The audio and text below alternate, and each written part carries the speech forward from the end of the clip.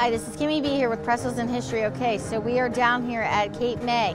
This is summer of 23. We're later on going to do Lucy sometime next month or so. I'm here to talk about Cape May. So what is the fascinating with Cape May? Let's just say this is an old Victorian town, never been changed. If it has been changed, they still make the buildings. Unfortunately, they still make the new buildings, which you can tell are new, but they have to make it the Victorian style because this is when Cape May all started back in like the 1800s and 1700s or so. There's a lot of haunted houses. If you're into that ghost experience or anything, I don't know. But there's a lot of houses, and unfortunately we can't cover all the history because there's just too much history. But however, I am staying at a hotel, and at one of these big hotels, it's called the Cape May Inn, it's Ocean 7. That place is haunted, and Leighton are gonna walk around the outside and show you guys the outside of that building, and it's really cool. I love that building. I wish we were actually staying in there because they had the contractor and the builder actually put French roofs on it, so I didn't know that. You know, if you remember Cinderella's castle or any castle, you know, with that little tippy top of that cone shape of a roof, that's actually a French housing style that they had back then. So I think that's pretty cool. All right, so we're gonna go check this out, and I'm gonna tell you about the ghost story then.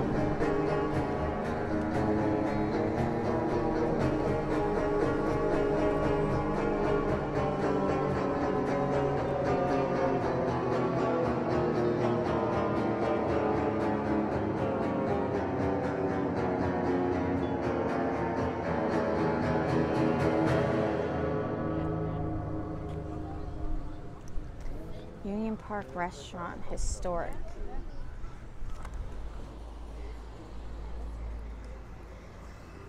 That's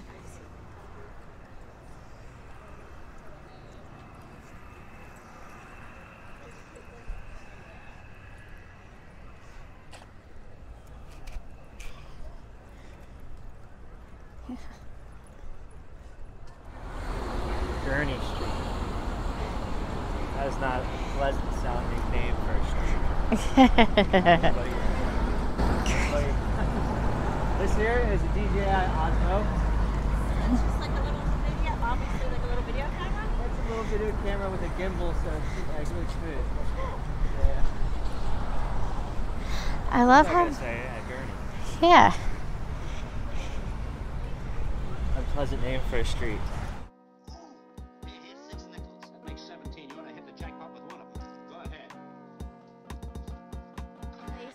Is that over 100 years ago, 2 children drowned. Their spirits are still in this building, in this house, where it's now a hotel and of course a restaurant.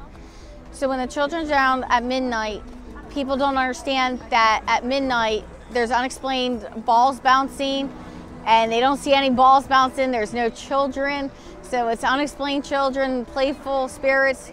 There's even a woman that they claim that wears a blue dress that also haunts this place as well.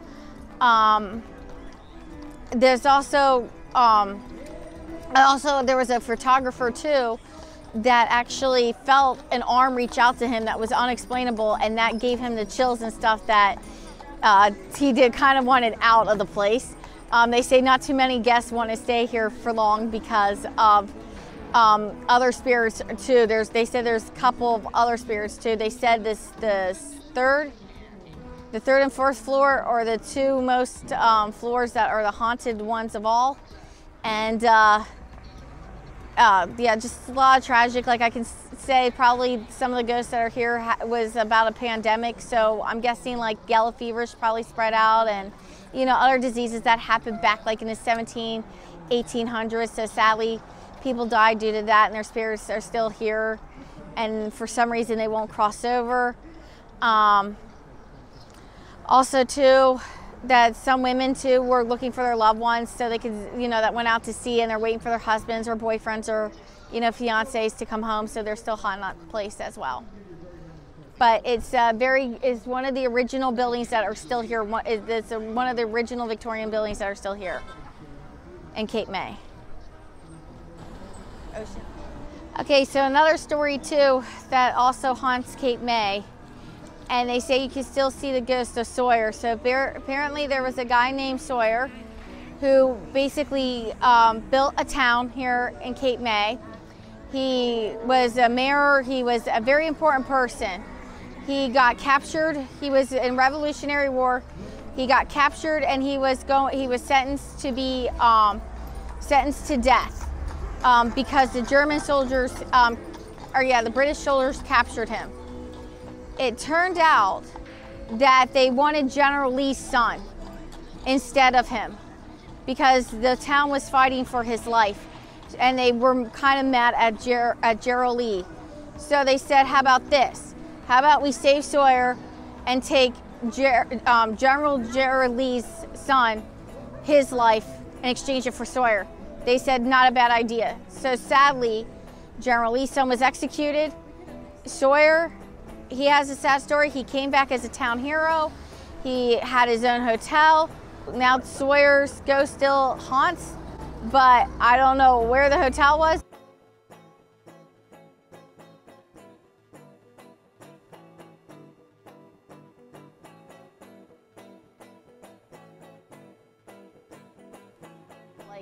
I just love these Victorian houses. That's how they look, where we can just, take photos of this. I mean, again, this is a very old town, and they try and make everything Victorian, like back in the day, how it was.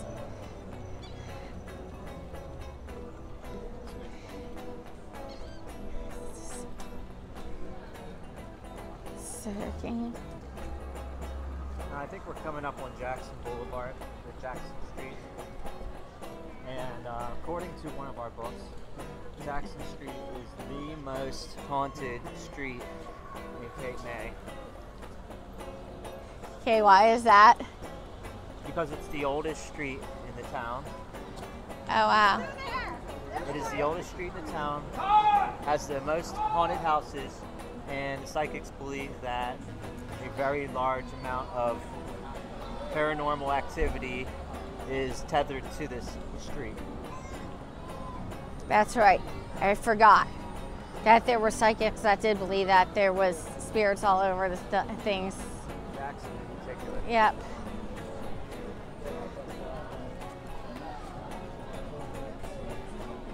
This place looks like too can be haunted too. This taco, whatever it's called. Cabellietto?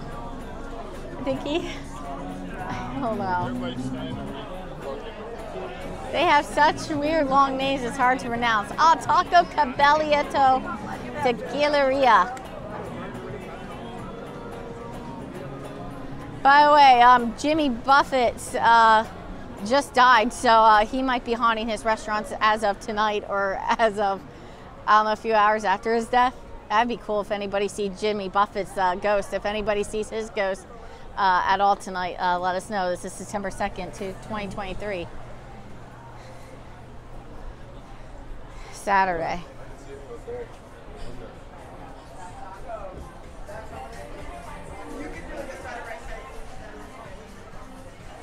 Now that's where that Blue Moon Pizza is. I was wondering about that. Yeah.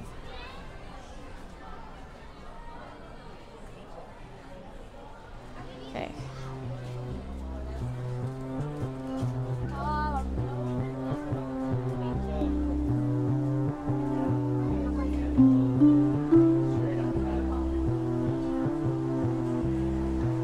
Hey, Leighton, speaking about psychics, I got something to tell you. I was gonna go to a psychic today, get my palm reading done, but her door was locked. And I tried to call her, and here's the weirdest thing, her voicemail box isn't set up. Now, how can you run a business like that? It doesn't sound too psychic to me. Doesn't seem like she wants to do tarot reading cards or anything if, you don't hook up your voicemail box. Well, psychics need to have a vacation. That's true, but I like to get my hand done. I always like to get my hand done because I'll tell you, the worst reading I had was in New Jersey. The best ones are in Atlantic City for $1.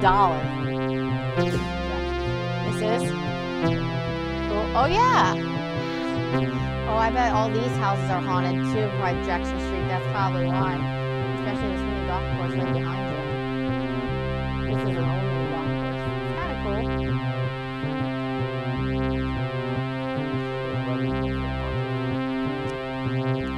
No, but the buildings too. And the houses down here.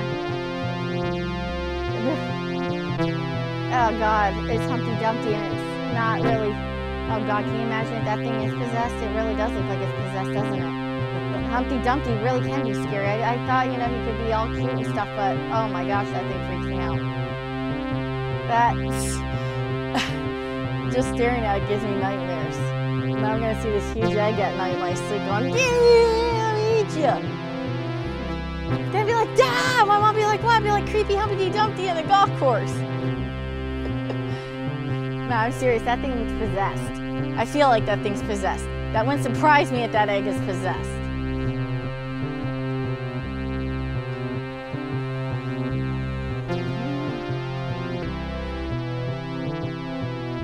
Elaine, you were right.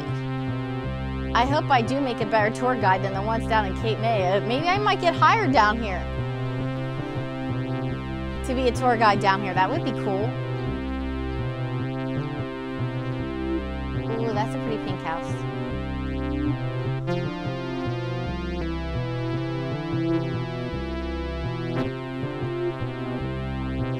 Very old, especially these houses here that are very Victorian. They date back to like the hundreds. These are still like the original buildings. These are still the original buildings right here. And you can tell that because it's all wood.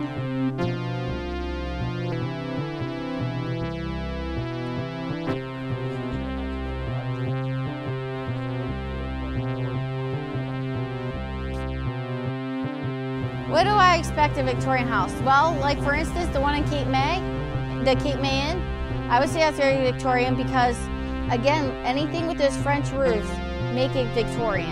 And it's like painted always white and wood, and it just reminds me of like, you know, movies that you would see back in I don't know, Wizard of Oz times, maybe a lot earlier than that, you know, with the creepy farmhouses, you know, stuff with the black and white movies.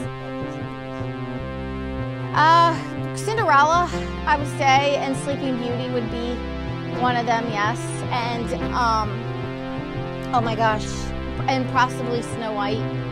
I know Beauty and the Beast came 90s, but they did a good drawing on that to make that kind of look like Victorian, which is weird. But I can tell, like, it just looks, because you see, when I saw the newer ones, the newer Victorian houses, I wish I could show you this. I forget what street they're on. You could just tell that they were brand new. They were freshly painted, everything, you know, and they just had to give the Victorian look. This I could tell they try to make it all the original. Plus it has like that little crown tippy top of that thing up there. And yeah, those new houses don't have that. They just have just that, and we'll just put a castle top on it and it's good. It doesn't have like this old painted, you know, wood coloring with the blue, the green, the red, and, you know, like this blue and gray, and like that orange and yellow.